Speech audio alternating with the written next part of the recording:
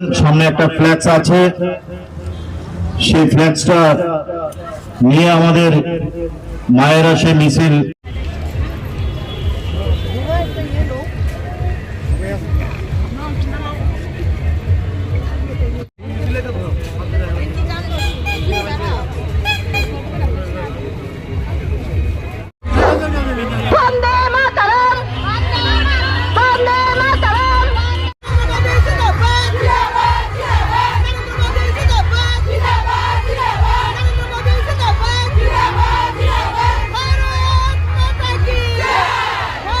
অধিনিয়ম যে বিলটা এনেছিল 2023-এ সেটা আইনে পরিণত হয়েছিল এবং এটা আইনে পরিণত হওয়ার পর অনেক সময় আইনে পরিণত হওয়ার পর অ্যামেন্ডমেন্ট করতে হয়।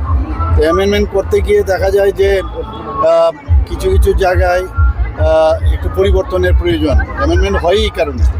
তো তার জন্য এখানে লোকসভাতে এটা পার্লামেন্টে আনা হয়েছে যে, এবং বিশেষ করে মহিলাদের যে তাদেরকে যে এম্পাওয়ারমেন্ট করা এবং সেই বিষয়ে তো বিস্তারিত আলোচনা হয়েছে এবং এই ইন্ডিজোট বিশেষ করে কংগ্রেস এবং অন্যান্য তৃণমূল এবং সিপিএম আরও অন্যান্য যেসব দলগুলো আঞ্চলিক দলগুলো আছে সবাই মিলে তার বিরোধিতা করে।